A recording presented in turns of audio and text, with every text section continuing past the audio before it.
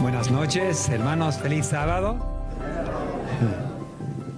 Hace más de 10 años creo que la oportunidad de estar aquí ha estado en espera. Pero ya llegó el momento. Para Dios siempre llega el momento. A veces nos parece que es mucho tiempo, pero para Dios 1000 años es como un día, ¿no? Quiero preguntarles, ¿quién en el universo entero es el que más ha sufrido? Algunos, el Señor Jesús. Bueno, está bien, concuerdo. Y ahora le pregunto, ¿quién en el universo es el que más está sufriendo ahora?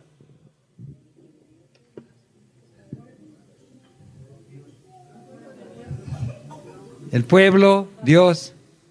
Quiero sugerirles que sigue siendo Dios. ¿Por qué? Porque mientras nosotros descansamos, mientras nosotros dormimos, Dios, Jesús, el Espíritu Santo, el Padre, Hijo y Espíritu Santo están sintiendo todos los dolores nuestros, las agonías y los llantos a nivel mundial. Satanás, cada vez que hace sufrir a una persona, cada vez que mata a una persona, cada vez que tortura a una persona, cada vez que alguien sufre una pérdida, Jesús lo siente. Mientras nosotros no. Nosotros no sentimos los dolores del mundo, pero Jesús lo siente todo. Y por eso Satanás se goza en hacer sufrir la raza humana. Cada vez que sufre la raza humana, sufre Dios. Él siente, en cada angustia, Él fue angustiado. Y Él está angustiado. Entonces, en este momento, vamos a enfocar un poco en la venida de Cristo, pero en forma especial, vamos a enfocar en el punto de vista de Dios, porque a veces miramos a nuestro punto de vista. Nosotros sentimos, bueno, hemos estado sufriendo dificultades, que venga Cristo porque estoy cansado de esta vida. Eso es correcto, pero en comparación a lo que sufre Dios no es nada. El más interesado en venir pronto es el Señor Jesús. Él ha estado esperando a su novia ya 2000 años, más de 2000 años. Y entonces, como resultado, depende de nosotros si la novia se va a preparar o no se va a preparar. Las buenas nuevas, la esperanza de todo el mundo cristiano es la segunda venida de Cristo. Entonces vamos a predicar más y debemos predicar más y hablar más de la segunda venida de Cristo y la gran esperanza que tenemos, porque el mundo necesita que vuelva a Cristo. Pero Dios tiene un problema. Antes de hablar del problema, quiero hablar del sueño de Dios. ¿Cuántos de nosotros tenemos sueños? No sueños en la noche, sueños de querer hacer algo en la vida, un sueño todavía. A ver, quiero ver. Interesante, ¿no? Aún los viejos tienen sueños. Nunca dejamos de soñar, ¿no es verdad? Supongo que aún en la cama, muriendo, seguimos soñando con algo que si pudiese vivir un poco más, yo haría tal cosa. Entonces Dios ha puesto en nuestro corazón la habilidad de soñar, la habilidad de usar creatividad, de pensar en nuevas cosas, nuevos métodos, nuevas maneras para hacer algo. No sé si ustedes son cabeza dura como yo. A ver, vamos, hagan así. ¿Son cabeza dura también? Todos somos cabeza dura, ¿no? O sea, no nos rendimos muy fácilmente. Aunque hay personas que se rinden más fácil que otros, pero todos tenemos la habilidad de insistir, la habilidad de seguir soñando, aunque parece que ya no hay posibilidades. Dios nos ha puesto esperanza en el corazón. Lo más terrible que puede pasar a una persona es perder la esperanza. Cuando pierdes la esperanza, tu cuerpo se quiere morir. Las personas que aguantaron hasta el fin son las personas que no perdieron la esperanza. A veces en campos de concentración, en la Segunda Guerra Mundial, cuando llegaron las Fuerzas Armadas para liberar a a los judíos que estaban todavía en los campos de concentración, habiendo muerto más de 6 millones de judíos. Los que se mantuvieron firmes hasta el fin fueron aquellos que no perdieron la esperanza. Entonces, como resultado, nosotros tenemos la habilidad como seres humanos, tenemos la habilidad de mantener nuestros ojos firmes en el Señor Jesús y no perder la esperanza. Los mejores días de la iglesia están por adelante y los peores días de la iglesia están por adelante. ¿Cómo es eso?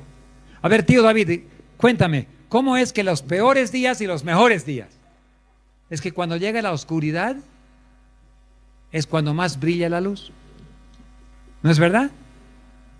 Cuando está de día no se ve una vela, pero cuando ya es noche, cuando es oscuro, las velas brillan más que antes. Entonces, Dios está colocando la luz de esperanza, la luz de la verdad en nuestros corazones para que brillen aún más cuando la oscuridad está descendiendo sobre la tierra. Ustedes han escuchado muchas historias. A mí me gusta contar historias. Realmente más que un gran orador, soy un contador de historias. A veces me sorprendió, a mi esposa leí esta semana, yo no sé por qué, cuando voy por todo el mundo, la gente nos paran y quieren agradecer. ¿Acaso soy un gran erudito? No, pero las historias tocan corazones. Y son las historias, los ejemplos de lo que Dios ha hecho, que nos anima, que nos enseña que si Dios lo hace para uno, también lo haría para el otro, ¿no es verdad? Con Dios, ¿hay favoritos o no hay favoritos? No hay favoritismo con Dios. Él nos ama a todos por igual.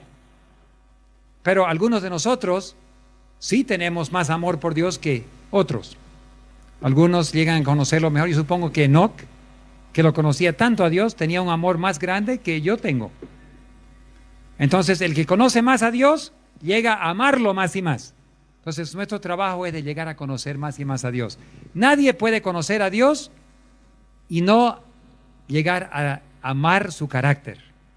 Si no lo amamos es porque no lo conocemos. Entonces, vamos a mirar a la iglesia ahora, a nuestras vidas, vamos a comparar nuestras vidas, comparar lo que Dios ha hecho por nosotros en vista de cómo Dios lo ve. Un punto de vista un poco diferente. Ustedes saben que a veces los artistas o los que hacen películas, los que hacen diferentes, usan creatividad. A veces hay una cámara de un ángulo medio raro. A veces hay ángulos diferentes por abajo, por arriba, por del lado, de izquierda, derecha. Y es interesante ver de diferentes puntos de vista. Yo supongo que antes que inventaron la aviación, solo se imaginaban cómo era volar por encima de una nube. Pero ahora yo vuelo por encima de las nubes todos los días. Hoy día pasamos por encima, salimos de Santa Cruz. Es la primera vez que traigo la avioneta a Cochabamba. He volado por todo Bolivia, he volado por La Paz, he volado por todo el lago Titicaca, he aterrizado, pero nunca aterricé en Cochabamba. Yo hoy día le dije a mi esposa, el tiempo está bien, podemos llevar el avión grande, nos cuesta más, y podemos ir en cabina presurizada, ir alto y llegar bien. Pero como el tiempo está bien, vamos en la avioneta chiquitita. Y vamos a ir entre las montañas y vamos a llegar. Porque el avión más chico no llega tan alto, ¿no? Entonces no es turbo cargado. Entonces nos fuimos, salimos, pasamos una capa de nubes y seguimos ascendiendo. Una montaña apareció, nos fuimos a un lado, apareció otra montaña, lo dimos al otro lado y cuando ya nos estábamos acercando a Cochabamba, tuvimos que empezar a descender una montaña, otra montaña, y me dijo la torre de control, me dijo, por favor, informe cuando está vertical a Sacaba. ¿Usted conoce Sacaba? Y le dije, por tierra conozco, muchas veces, pero nunca por el aire. Entonces, informe 8 millas de distancia, ya, es más fácil. Pero ya cuando pasé por encima me di cuenta, eso es Sacaba de arriba, nunca había visto Sacaba de arriba. Y empezamos a descender por encima ahí del Valle Grande, descendimos y repentinamente apareció el Cristo ahí. Seguimos bajando y tenía que dar la vuelta, aterrizar, pero dije, pues, ¿dónde está la pista? Pero el Cristo, la montañita, me estaba estorbando la vista. Pero no, ahí tiene que estar, a la vueltita, no se ve todavía. Continuamos descendiendo, bajé el tren de rodaje, bajé los flaps, bajaron, todo preparado, y ahí pasamos cerca, casi le dimos la mano al Cristo, casi. Sacamos fotos, sí. Y después dimos la vuelta y ¡chum! Cuando di la vuelta a la montañita, ahí estaba la pista. Y aterrizamos sin problema. En esa trayectoria pasamos por encima de montañas, pasamos por encima de nubes. Algo muy diferente a las edades pasadas, donde la gente solamente puede imaginarse. ¿Saben ustedes que estamos por ver cosas que nunca otras generaciones han visto? Tenemos el gran privilegio de ver cosas que ninguna otra generación ha visto. Tenemos el privilegio de vivir en la última generación. No sé si ustedes lo creen, pero yo sí. Yo con todo mi corazón creo que vivimos en la última generación. Y la última generación tendrá que enfrentar, tendrá que prepararse, disciplinarse. La última generación verá cosas que ninguna otra generación ha observado y serán testigos de la gloria del Señor como nunca otra generación ha visto. ¡Qué privilegio! Es un gran privilegio vivir en esta generación. Yo doy gracias a Dios que no tengo 105 años, ni que tengo 5 años. O sea, estamos a la edad cuando podemos hacer algo por Dios. Estamos a la edad cuando todavía yo puedo rendir y traer almas a Jesús, a los pies de la cruz. Entonces, esta noche y mañana vamos a hablar sobre la venida de Cristo y cómo prepararnos y qué es lo que Jesús añora de su pueblo. Jesús también tiene sueños. Jesús ha soñado con un pueblo que refleje su carácter.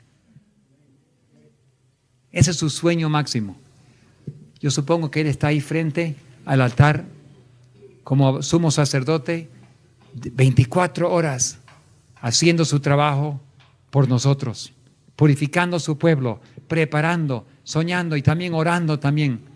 Padre, por favor, prepara a mi pueblo, quiero ir a recoger a mi esposa, por favor, Señor. Y Él sigue ahí 24 horas, nosotros roncando mientras Él trabaja. ¿Pero cuál es el sueño? Él quiere venir a recoger a su esposa. Pero la esposa tiene que entender y tiene que prepararse, y la esposa también tiene que soñar en casarse y estar listo para la boda. Pero si la esposa no está lista para la boda, el esposo no puede venir. Porque no habrá boda si no hay esposa. ¿Están entendiendo? Tiene que haber una esposa preparada. La iglesia tiene una gran responsabilidad. Podemos dormir mientras Jesús sueña y sufre. O podemos darle su sueño hecho en realidad. Una iglesia preparada sin mancha ni arruga. Vestida, la iglesia vestida del manto blanco de Jesús. Y vamos a hablar de la justicia por la fe. Entonces, ¿qué es lo que Jesús ha hecho? Bueno, primero, cuando le prometió a Adán y Eva. Algún día Adán y Eva ni soñaron en lo terrible que iba a pasar en el mundo. Cuando vieron caer, dice, la primera hoja del árbol. ¿Cómo sufrió Adán? Se está muriendo mi árbol. Cayó la primera hoja, mira, está muerto. Y cuando Jesús los vio desnudo y escondiéndose detrás, Él tuvo que matar el primer corderito. Nunca habían visto la muerte. Jesús tuvo que, no sé qué usó Jesús, pero tuvo que matar el primer corderito, sacarle su piel. ¿Pueden imaginar qué feo era eso? Nunca habían visto la muerte y ahora vieron cómo corrió la sangre. Y cómo, ustedes saben cómo sacar la piel de un cordero, ¿no? ¿Cuántos de ustedes alguna vez se han sacado el cuero a un corderito? A ver, quiero ver las manos. No tantos como pensaba. A una vaca. Yo sí he sacado muchas. Yo vivía en el Beni, no había mucha ganadería, yo ayudaba. Pero qué triste, ¿no? La vaca está muerta, el cordero está muerto y tú cortas y cortas y cortas sin sacar mucha de la carne y esperando no sacar casi nada de carne ni de gordura, pero por fin sacas todo y lo pones a secar y después se cura. Jesús hizo eso, Él mismo mató el primer corderito y le puso a cada uno su piel.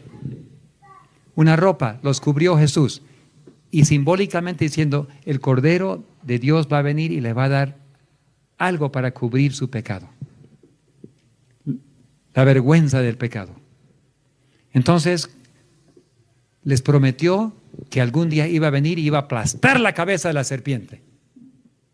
Pero ellos vivieron, bueno, no dice la Biblia cuántos años vivió Eva, pero ¿cuántos años vivió Adán? 930 años. Él vio muchas cosas.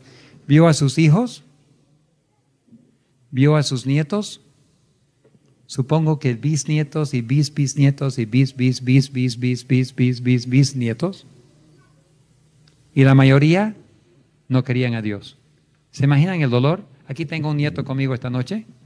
Y qué lindo para mí ver cómo mis nietos están siendo criados en la esperanza de la venida de Cristo, cómo son disciplinados y cómo aprenden a amar al Señor. Pero cuando tú ves una generación de nietos y bisnietos y bisnietos, todos conocían al abuelito Adán, y verlos cómo se comportaban, cómo se criaban, idolatría, adulterio, matanzas, violencia, y Adán vio a toda su familia cómo se fueron, casi se fueron hacia el mundo. Qué triste para Adán, una vida muy triste. Más fácil es vivir 70 años que vivir 930. Pero tenía la esperanza de la venida de Cristo, el Salvador. Jesús vino y sabemos del libro de Daniel que el propósito de la venida del Mesías era para poner un fin al pecado. Ustedes saben que Israel podría haber aceptado a Jesucristo. Israel podría haber aceptado. No era necesario que lo rechacen al Mesías. Pero astutamente Satanás empezó a preparar. Hubo enlaces entre Grecia. Invitaron a los jóvenes judíos que vengan a Grecia y aprendan en las universidades. Y después que se vuelvan otra vez a Israel, y poco a poco la filosofía griega fue entrando a la iglesia, hasta que por fin la estructura de la iglesia de Israel cambió totalmente. Ahora era importante tener títulos, era importante tener doctorados, era importante, había una jerarquía dependiendo. Antes no había.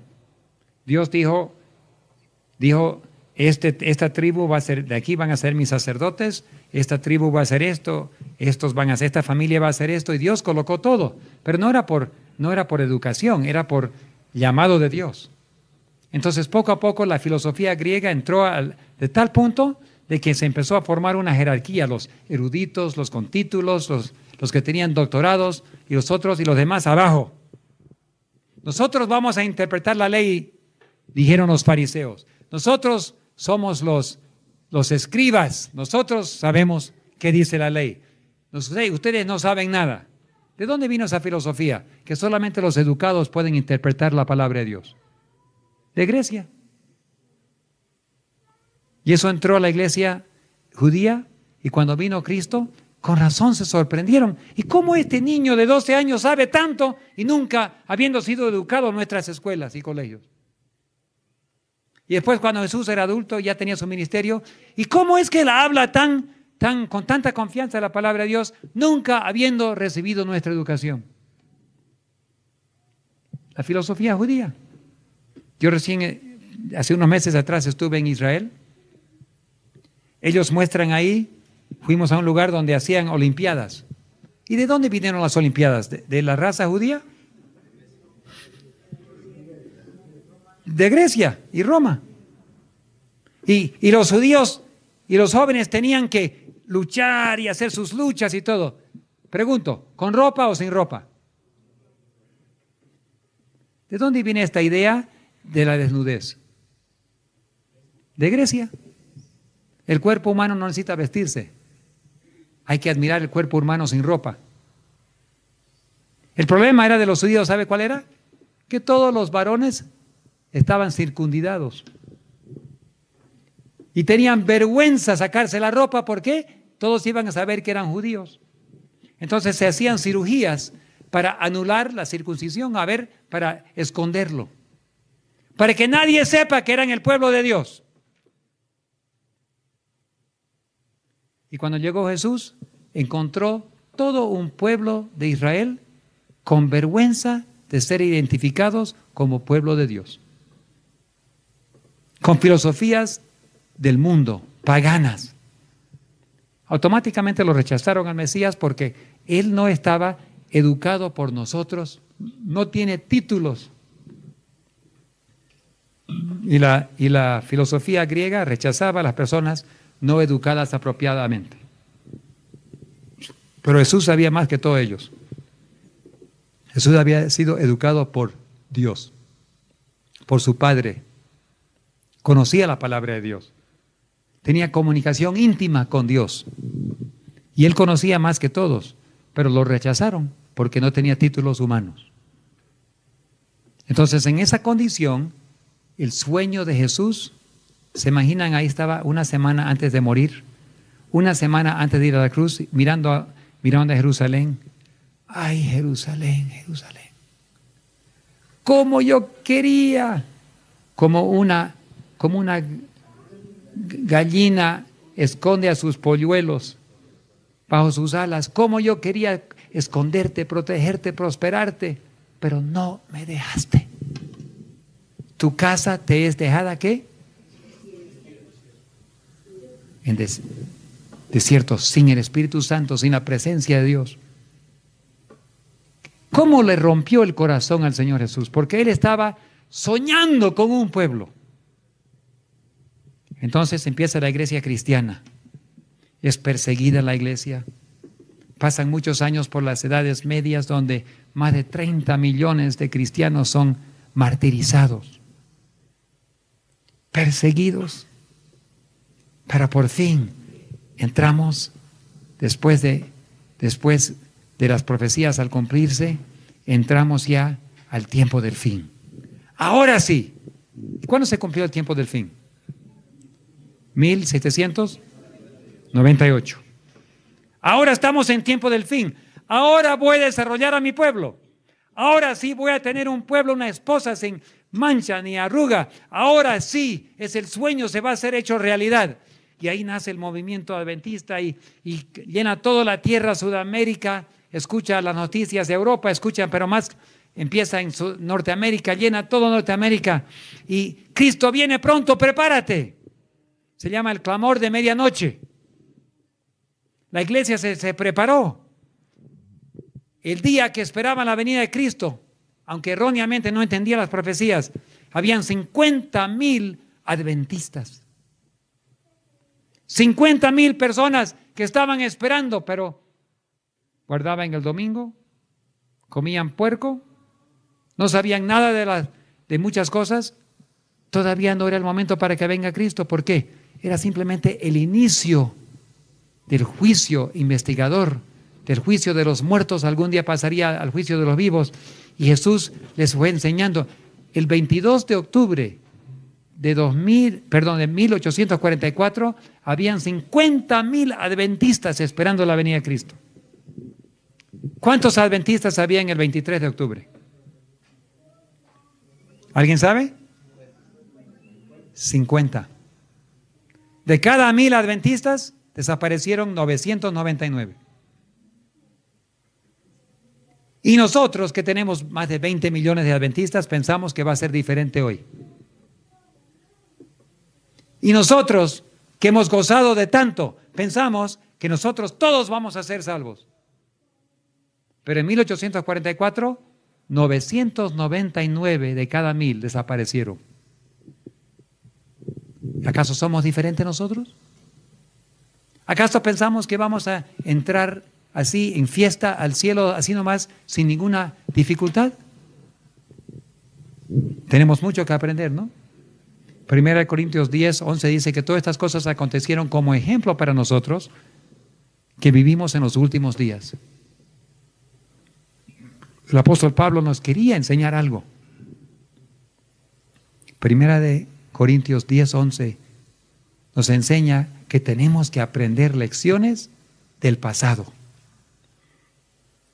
Bueno, la Iglesia Adventista del Séptimo Día nació de ese movimiento y Dios empezó a derramar su Espíritu Santo, el don de la profecía, y empezó a enseñarle a esa pequeña iglesia, le empezó a enseñar muchas cosas. Cómo comprender bien lo que está pasando en el cielo. El juicio investigador. ¿Qué significa eso? 1 de Juan 1:9 dice, si confesamos nuestros pecados, Dios es fiel y justo para perdonar nuestros pecados y limpiarnos de toda maldad. Hay dos fases en el proceso. Nuestros hermanos evangélicos, muchos de ellos que son fieles cristianos, aman al Señor. Nuestros hermanos católicos, muchos de ellos también aman al Señor. No conocen toda la verdad, algún día van a conocer. Pero ellos aman al Señor y ellos a veces no hablan de la segunda fase, solamente de la primera fase. Dios nos perdona y tenemos que aceptar su perdón. ¿Es verdad? Es verdad. Pero ¿sabe qué? Hay dos fases. Hay dos fases en este proceso. En este proceso hay la parte donde Dios nos perdona y después nos limpia. Lo que Jesús está haciendo en el lugar santísimo hoy en día es limpiando, purificando el santuario, incluso el santuario aquí. ¿Dónde mora Jesús? Entra, Señor, en mi corazón, oh Cristo. ¿Conocen el canto, no? Dios mora en nuestro corazón. Y este santuario, que somos santuarios del Espíritu Santo, es donde Jesús tiene que purificarlo para prepararlo para su segunda venida. Entonces, la primera fase de lo que Jesús está haciendo, en el lugar santo, Él perdonaba pecados. En el lugar santísimo, Él purifica el santuario. No solo perdona, pero nos limpia de toda maldad. Entonces, Dios empezó a derramar su Espíritu Santo y el pueblo empezó a crecer. Es interesante cómo la Iglesia Adventista ha sido bendecido y cómo ha crecido en el mundo. Muy interesante. Yo antes era profesor de Andrews University, de la Universidad de Andrews, en la escuela de administración, en el departamento de posgrado. Y me tocaba enseñar a los alumnos que estaban estudiando para su maestría. Y allí aprendimos muchas cosas, especialmente sobre las instituciones. Ustedes saben que todas las instituciones, incluso las iglesias, tienen un ciclo de vida. Primero, igual que los humanos, tenemos que nacer. Si no naces, no creces. Tienes que nacer. Y nació el mensaje adventista con el movimiento adventista de 1844 y después de allí sale el nacimiento de la iglesia adventista del séptimo día. ¿Pero qué viene después del nacimiento? Crecimiento. ¿Creció la iglesia? Cuando uno mira el Congreso Mundial de 1888, donde sacaron una foto, uno ve como 50 personas ahí en la foto y eso es la representación de la iglesia mundial.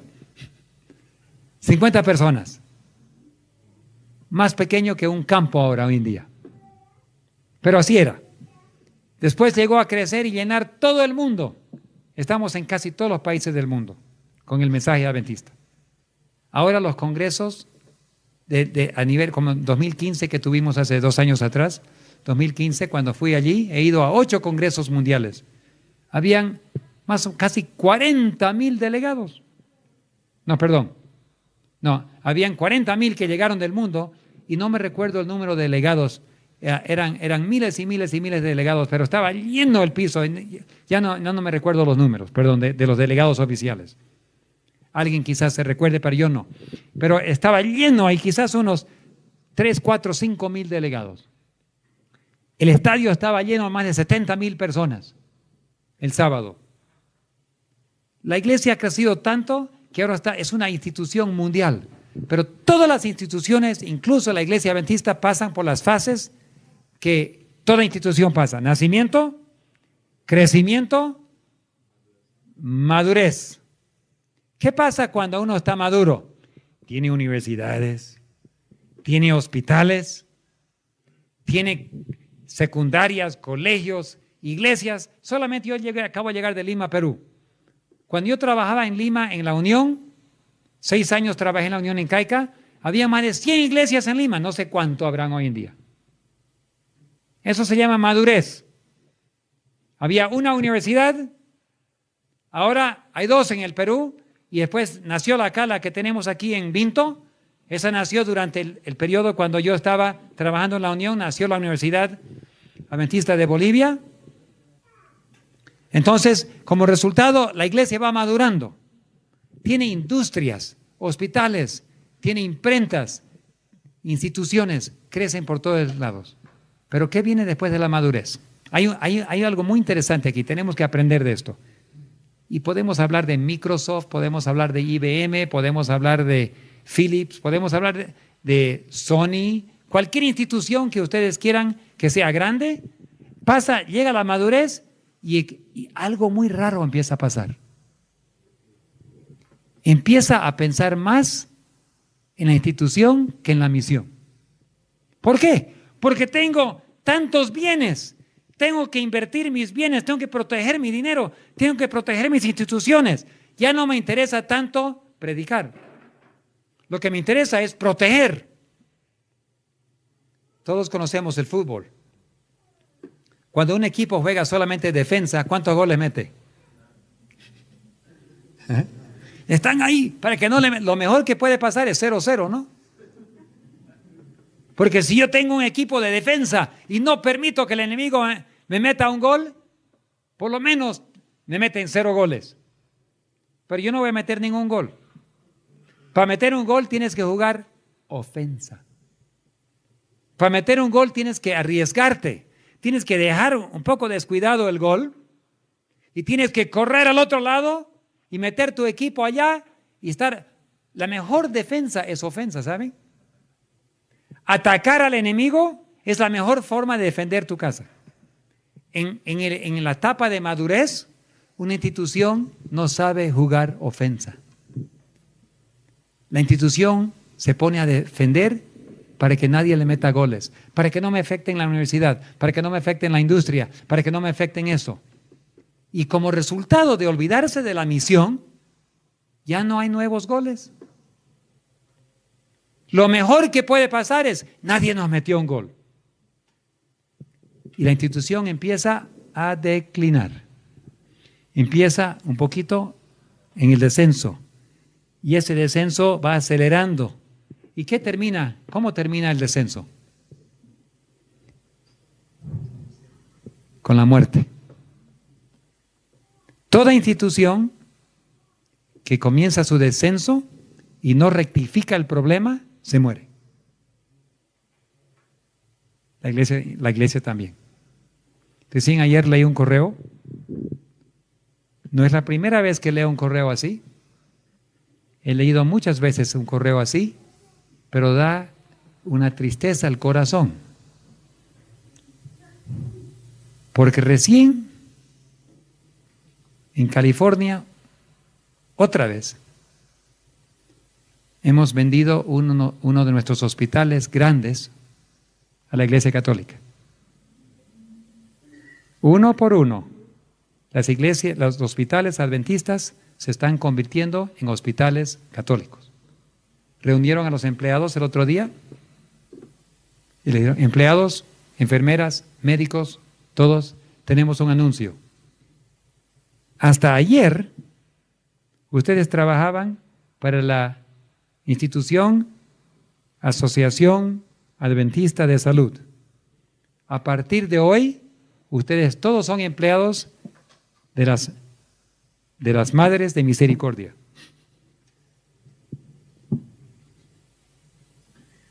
Se quedaron fríos porque pensaban que eran empleados de la Iglesia Adventista. Ahora se dieron cuenta de que a partir de esa fecha todos eran empleados de la Iglesia Católica. No es la primera vez y les garantizo que no es la última vez. Hace años hemos estado cerrando hospitales, cerrando colegios, cerrando escuelas, cerrando instituciones, vendiéndolas al mundo, uno por uno, por uno, por uno, por uno, por uno, por uno. No termina nunca. Va a continuar hasta la muerte. A excepción, una institución que empieza a pensar en la misión de nuevo, empieza a crecer de nuevo. Las instituciones no tienen que morir. Las instituciones que se dan cuenta que se están muriendo y otra vez se enfocan en la misión, empiezan a crecer otra vez. El propósito de mencionar esto es que el propósito de Dios es que la iglesia crezca, pero tiene que pensar en la misión, tiene que arriesgarse por la misión. Pero hemos llegado a un momento en la historia, a la última generación, donde el ataque es frontal entre Satanás y el pueblo de Dios. Hemos llegado al punto donde nosotros, no sé de ustedes, pero ninguno de nosotros controlamos a la iglesia mundial. Ninguno de nosotros controlamos a la iglesia en Bolivia. Ninguno de nosotros controlamos a las misiones. Entonces, ¿qué podemos hacer? Buenas nuevas. Cada uno de nosotros tenemos el privilegio de tomar decisiones individuales. ¿Qué voy a hacer yo con mi vida? ¿Voy a seguir en el proceso de institucionalización y voy a seguir yendo hacia la muerte? ¿O yo voy a tomar la decisión de enfocar en la misión que Jesús nos dio? Ir a todo el mundo y predicar el evangelio a cada nación, tribu, lengua y pueblo. Eso significa que tus bienes, significa que tus profesiones, significa tus talentos, significa tu tiempo, tiene que ser puesto en las manos de Dios para salvar almas. Si tú tomas la decisión, Dios va a empezar a dar vuelta en tu vida y otra vez en tu vida va a crecer la iglesia. Usándote a ti, Dios hará de ti algo grande. No porque nosotros queremos ser grandes, no, es que queremos que el sueño de Jesucristo llegue a ser realidad. ¿Y cuál es el sueño de Jesucristo? Que cada persona tenga la oportunidad de escuchar las buenas nuevas y que se salve. ¿No es la verdad? ¿No es eso la verdad? Ese es el sueño de Dios. Quiere llenar toda la tierra, como dice Habacuc 2:14, llenar toda la tierra con el conocimiento de la gloria de Dios como las aguas cubren el mar. Pero tú tienes que tomar decisiones. Si tú dices, bueno, la iglesia va a cuidar de eso. Yo solo vengo a la iglesia el sábado, quizás el miércoles un poquito, hacemos oración, hacemos ayuno, pero ya no es mi problema. Perdona, es tu problema. Porque la iglesia eres tú. La iglesia no es la estructura. La estructura está puesto allí como la avioneta. Nosotros venimos volando hoy día de Santa Cruz con un tipo de estructura. Habían remaches, habían aluminio, habían motores, habían instrumentos, pero todo eso es una estructura que, ¿para qué sirve? ¿Se va a salvar la avioneta? ¿Alguna avioneta se va a salvar? No, pues es una herramienta de trabajo, ¿no es verdad? La herramienta de trabajo me ayuda a salvar vidas. Apenas llegue otra vez a Santa Cruz el domingo, tenemos que ir a Rurrenabaque, recoger a un niño que se fracturó su codo de 4 años, y después vamos a pasar a Guairamerín y recoger un joven que le asaltaron y le pegaron la cabeza, está con fracturas en la cabeza, y hay un cirujano de Santa Cruz operando hoy día estuvo operando. Cuando esté estable, ya se puede transportar, lo vamos a llevar a Santa Cruz en la avioneta, con oxígeno, con médico, para que le operen aún más intensivamente allá. Solamente lo están estabilizando. Pero la avioneta que vamos a usar es simplemente aluminio y metal y remaches y cables, nada más. ¿Para qué sirve la avioneta? Solamente para servir como herramienta para salvar vidas. La estructura de la iglesia, la parte legal, la parte que nos permite la personería jurídica, lo que nos permite operar, los permisos del gobierno, las licencias, todo eso, ninguno de eso va a ir al cielo. Son herramientas de trabajo. ¿Qué es la iglesia? Nosotros. Tú eres la iglesia, yo soy la iglesia. Cuando dice, la iglesia dice esto, no, perdón, tú eres la iglesia. Dios hizo algo muy interesante con la iglesia adventista, muy interesante. Ustedes saben que hay iglesias que son muy jerárquicas. A ver, mencióname una iglesia jerárquica. La católica número 1, ¿no? Tiene la cabeza que se llama ¿qué? El Papa. Y cuando el Papa dice algo, es la palabra final. Es el rey. El rey de la iglesia católica se llama el Papa. Cuando el rey habla, así es. Muy bien. La iglesia adventista, ¿qué dijo Jesús si ustedes quieren ser líderes? Dice, los reyes de la tierra dominan y ordenan y administran a los otros, pero entre vosotros no será así. El que quiere ser grande tiene que ser tu siervo. Todo está al revés en el pueblo de Dios.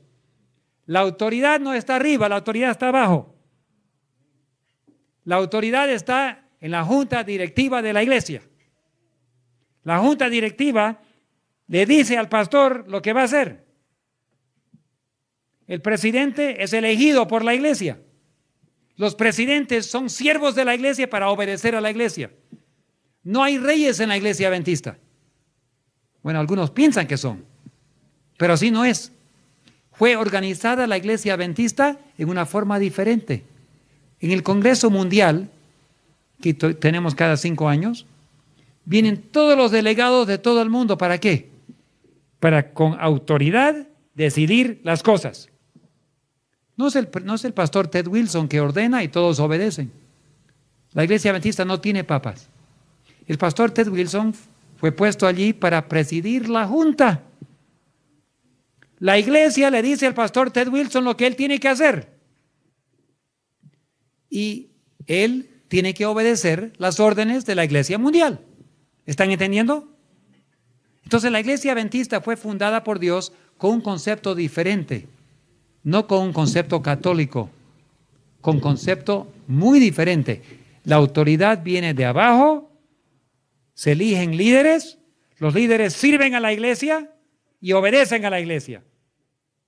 Pero mientras nos acercamos al fin del mundo, más y más estamos queriendo ingresar al modelo católico, donde los reyes dicen y los demás obedecen. Perdona, eso no es el plan de Dios, ni eso pertenece a la iglesia adventista. Dios quería un pueblo diferente. ¿Qué dice Primera de Pedro 2, 9? ¿Qué dice? ¿Vosotros sos qué? ¿Sois una generación? A ver, alguien léamelo, por favor. Escogida. Una generación escogida. ¿Qué más? Real sacerdocio. Nación santa. Pueblo escogida. ¿Para qué? Para demostrar al mundo las virtudes de aquel que nos sacó de las tinieblas a su luz. Entonces, Dios ha colocado a un pueblo en esta tierra.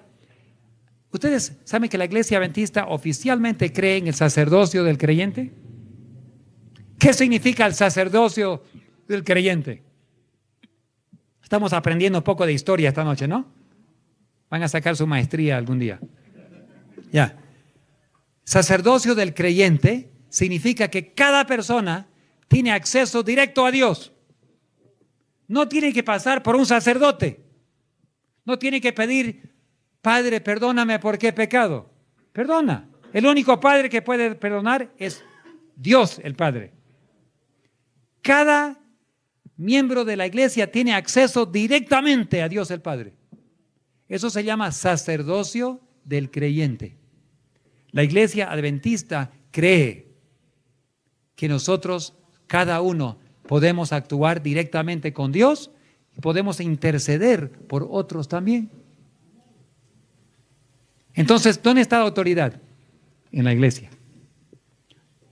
Colocamos estructuras para que nos ayuden a funcionar, pero son estructuras que no van a durar para siempre. Algún día cuando venga Cristo, no va a haber ninguna personería jurídica. Cuando venga Cristo, no va a encontrar a las oficinas de la unión, de la división, de la asociación general. No va a haber. Todos habrán salido y el pueblo será el pueblo perseguido, ungido por Dios con el sello de Dios en su frente.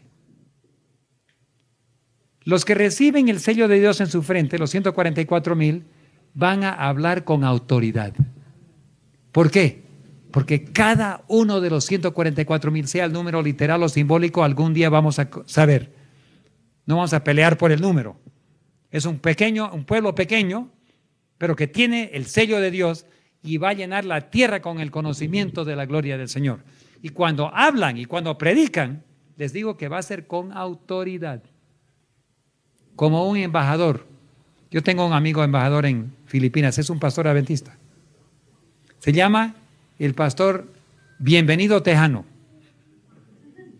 Una vez por 400 años en Filipinas, los españoles, ¿cómo se llama?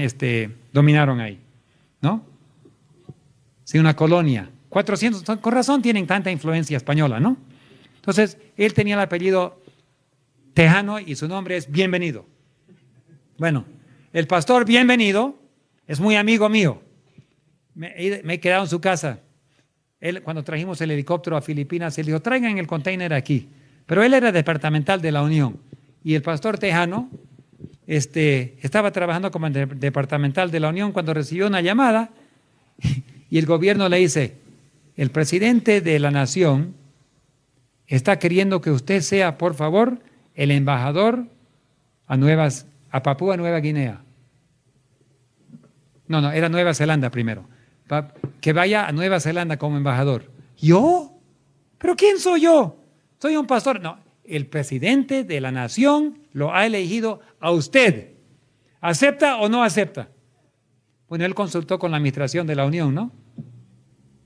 Y después dijeron, sería un gran honor tener un pastor adventista que sea embajador. Por favor, sirva a la nación. Vaya, por favor, le damos permiso, le damos licencia. Así que él aceptó. Y lo nombraron embajador y recibió sus credenciales. Entonces, un día llega el pastor Mark Finley a Filipinas para hacer una campaña. El pastor Tejano me contó. Me dijo, llegó el pastor Mark Finley para hacer una campaña en Filipinas y trajo un container de aparatos y de cosas para ingresar y el gobierno, el aduana no lo dejaba pasar. Entonces el pastor Mark Finley se enteró que yo era embajador. Y dijo, pastor, por favor, ¿usted es embajador? Bueno, sí, pero no he comenzado todavía, pero ya tengo mis credenciales. Por favor, llame al presidente que me saque el container. Vamos a empezar en una semana y tengo que desaduanarlo. Pero no he comenzado todavía. No tengo vergüenza de intervenir y ni siquiera he iniciado mi responsabilidad. Para eso Dios lo puso. Arriésguese. Uy, cómo le palpitaba el corazón. ¿Acaso usted no tiene teléfono del presidente? Sí, lo tengo aquí, decía.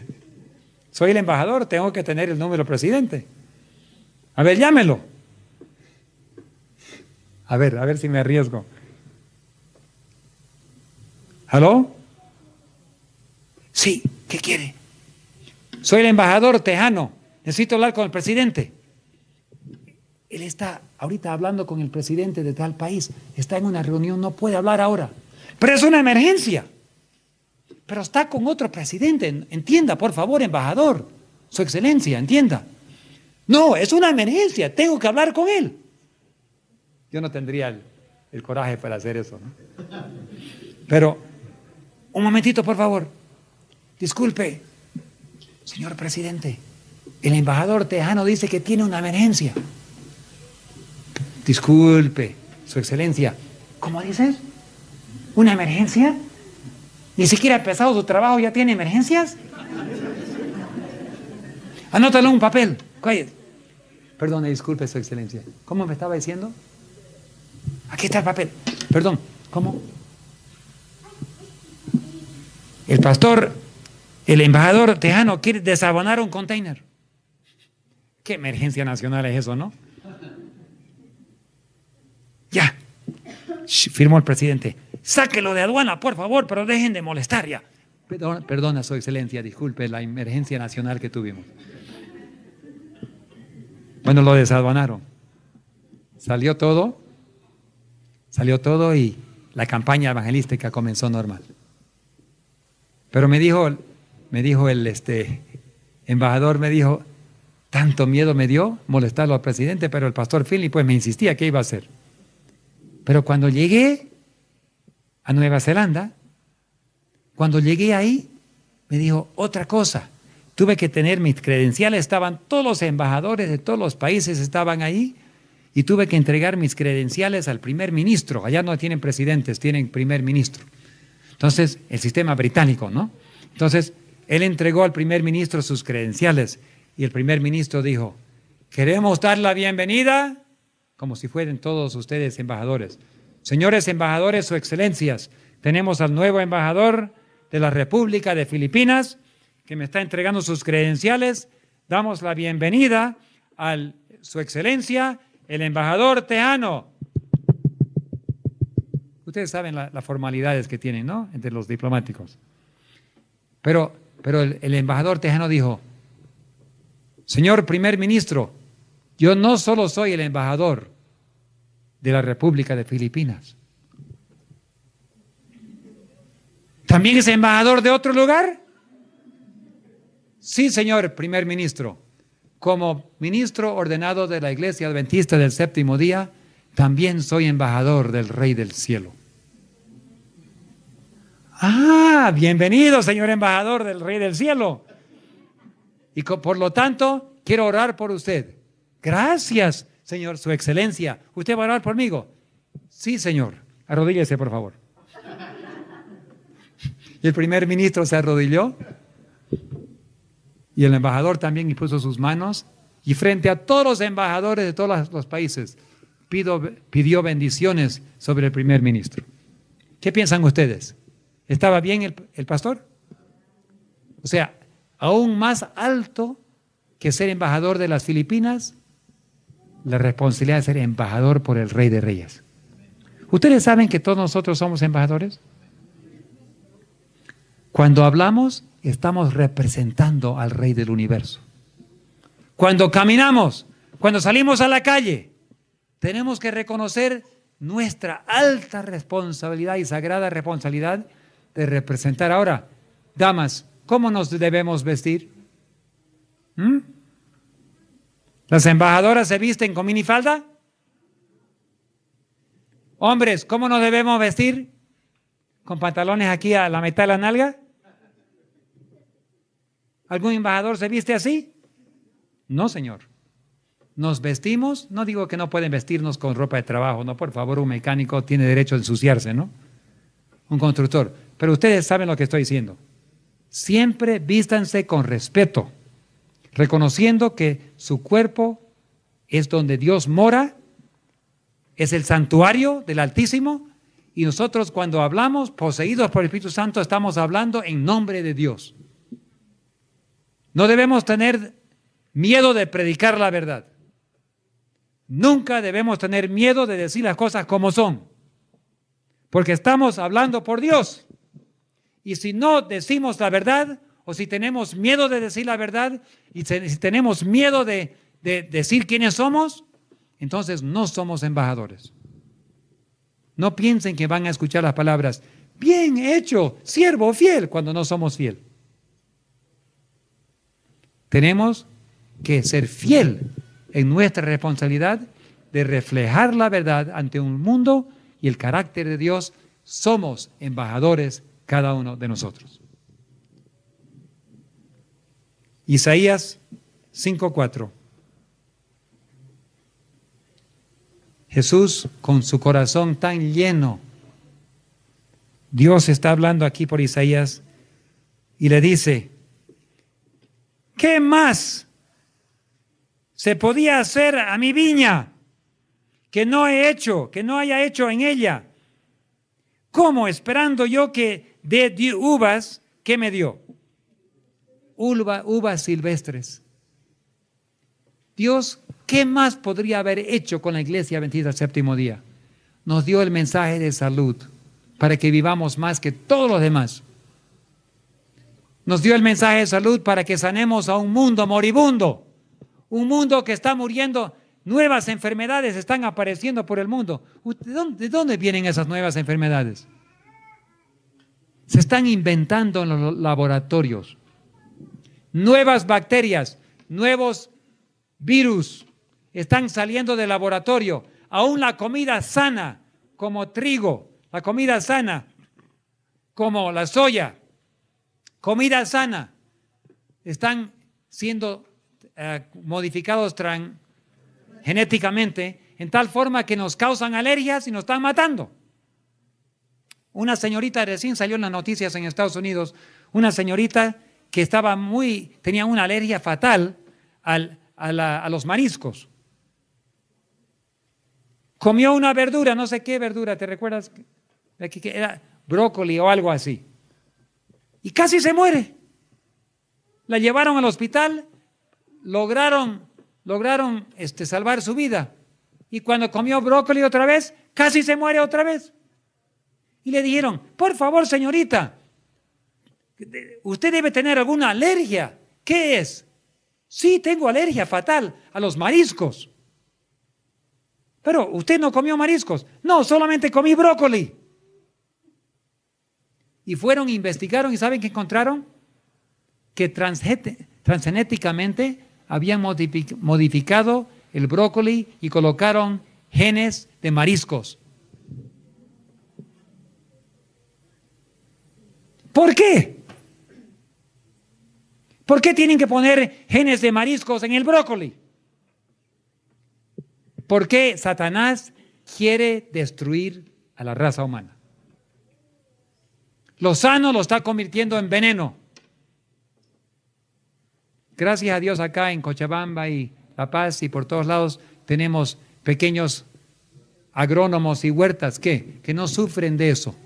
Pero en Estados Unidos y Europa y la India, donde tienen grandes sembríos, toda esa semilla viene de los transgenéticos. Y el que quiere sembrar diferente está contaminado por el viento, viene y se lleva todo el polen y contamina al otro y también sufren lo mismo. Difícil escaparte. Den gracias a Dios que viven en Bolivia, que vivimos en Bolivia. Dios pregunta: ¿qué más podría yo haber hecho por mi pueblo? Dios quería un pueblo adventista que viva más sanamente, que tenga las soluciones para las enfermedades del mundo. Todo el mundo está buscando solución ahora. La nueva era está proveyendo. Si tú vas al Cusco, en el Perú, donde van todo el mundo, se van para Machu Picchu, ¿no? Ahí tú ves todo tipo de restaurantes y vegetarianos y veganos. ¿Y quiénes son los que administran eso? La nueva era. Tienen budas, tienen todo tipo de religión del oriente ahí, pero era la intención de Dios que el pueblo adventista tenga el mensaje para todo el mundo. ¿Y nosotros qué hacemos acá? El que predica salud, fuera. Si tú hablas mucho del mensaje de salud, perseguido. Porque nosotros queremos comer nuestra carne. ¿Qué más puede hacer Dios? Nos da el mensaje de los 2300 días, nos hace entender las profecías. Nosotros transmitiendo en la red Ha de Venir, los pastores evangélicos nos paran en el aeropuerto, nos paran por todos lados. Oh, pastor David Gates, quiero agradecerle por la red Ha de Venir. Nosotros escuchamos los sermones que ustedes ponen allí. Porque nosotros como evangélicos no entendemos las profecías. Pero los adventistas sí entienden las profecías. Nosotros escuchamos y después el domingo predicamos los mismos sermones. Dios nos dio comprensión de las profecías, comprensión de la salud, comprensión de la educación, comprensión de tantas cosas que el mundo no conoce. Nosotros somos un pueblo duro, de cabeza dura. Dios pregunta, ¿qué más podría haber yo hecho con la iglesia adventista? En vez de darme uvas, me da rebelión. Nosotros somos rebeldes. Yo no estoy apuntando el dedo a nadie, estoy apuntando el dedo a mí mismo. Hemos recibido tantos beneficios y nosotros somos rebeldes. Que Dios nos perdone, que Dios nos restaure, que Dios nos ilumine, que Dios nos corrija y nos discipline. Pero de alguna manera, Señor, por favor, restáuranos otra vez para que seamos tu pueblo. Nos conocían antes como el pueblo del libro. Todos los adventistas caminaban con su Biblia. El sábado por la mañana tú veías multitudes de personas caminando por la calle vestidos para la iglesia con su ¿qué? Debajo del brazo, con la Biblia debajo de su brazo. Y si tú parabas a cualquier adventista y le preguntabas, ¿qué significa el mensaje de los 3 ángeles? ¡Pah! Te lo repetían. ¿Qué significa Daniel Apocalipsis? ¡Pam! 2300 días. ¡Chan! ¿Qué significa el espíritu de profecía? ¡Pam! Te decían. Ahora, ¿cuántos adventistas saben? Ya no somos la iglesia del libro. Ni nuestros pastores a veces se gradúan sabiendo. Un presidente de campo me dijo, en Estados Unidos, cuando yo empleo mis pastores, yo no los empleo de la universidad con maestría. Yo los empleo de las instituciones independientes que realmente conocen la teología adventista. Y ellos me rinden más almas que los teólogos que tienen maestría. Hoy en día es difícil encontrar a los jóvenes graduados de teología que entiendan y comprendan bien la teología adventista tradicional. Por eso Dios ha colocado instituciones de sostén propio. ¿Por qué? Mateo 5. En esto vamos a terminar. Mateo 5. ¿Qué hay en Mateo 5? ¿Qué podemos encontrar en Mateo 5? ¿Alguien se recuerda? Bienaventuranzas. Recién estuve allá, sentado en el monte ahí, al lado de Galilea. Qué hermoso. Ahí donde Jesús colocó a la gente y predicó las bienaventuranzas. Casi lloré. Tan hermoso es ahí. Jesús aquí le volteó las cabezas de las personas. Porque todo lo que pensaban lo cambió.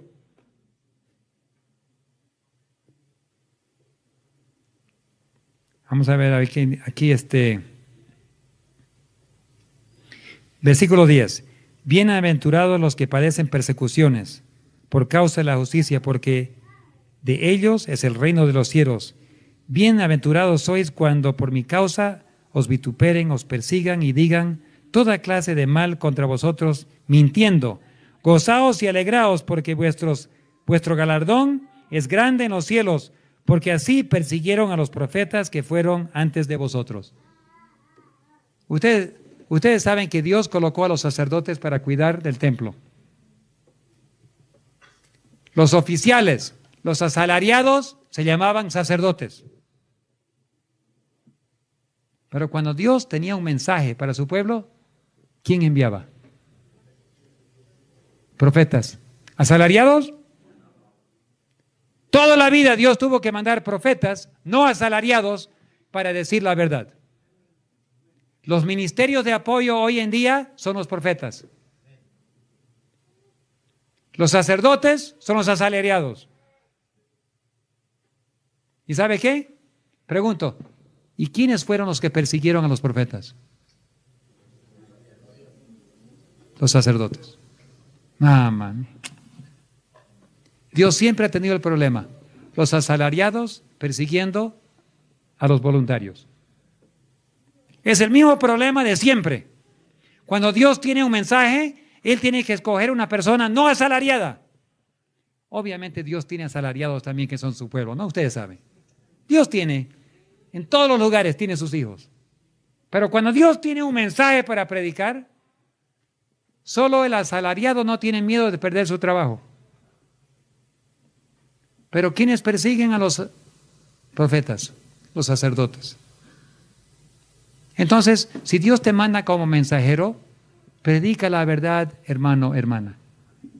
No tengas miedo. No hay forma de predicar la verdad sin persecución. No hay forma. Pero así va a ser hasta el fin del mundo. Acostúmbrense.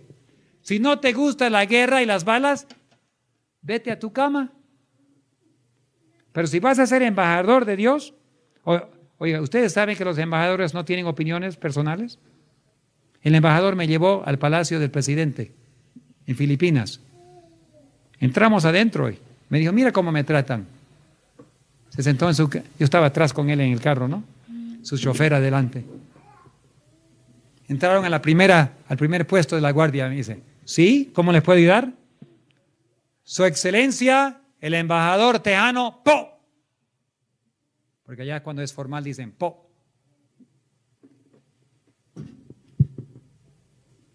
Pasamos a la segunda guardia. ¿Sí que quieren? Su Excelencia, el embajador Tejano, ¡po! Llegamos al portón principal. ¿Qué quieren? Su Excelencia, el embajador Tejano, ¡po! Ya pasa. Así nomás entramos, no hicieron nada. Shh. Y dice, mire cómo me tratan cuando es embajador.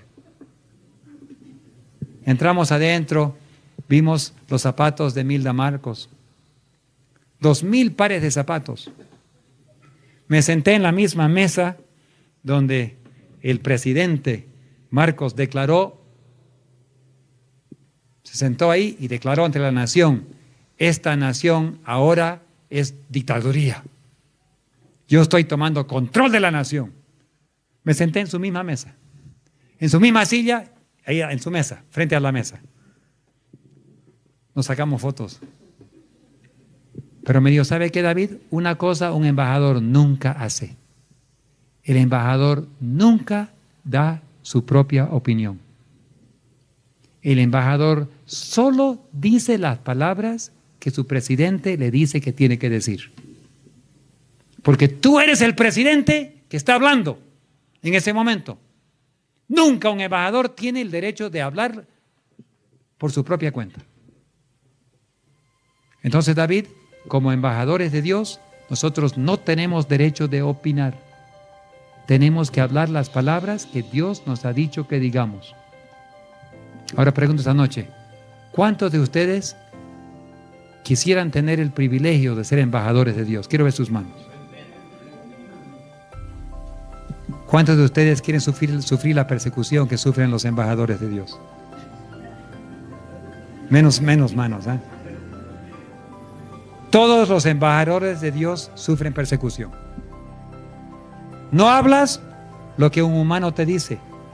No hablas lo que tu presidente te dice. No hablas lo que otro te dice. ¿Qué hablas? Solo las palabras que Dios te dice. O si no, no son embajadores de Dios. ¿Hay persecución? Hay. Entonces mañana vamos a aprender un poquito más del privilegio de ser embajador. Pero dijo Pablo, si reinamos con Él, si sufrimos con Él, ¿qué? Reinaremos con Él. Si sufrimos aquí, reinaremos allí. Qué hermoso. ¿Cantaremos eso? Vamos a cantar ese canto para terminar y después vamos a terminar con una oración de consagración. Muchas gracias. Que Dios nos bendiga y nos unja con su Espíritu Santo.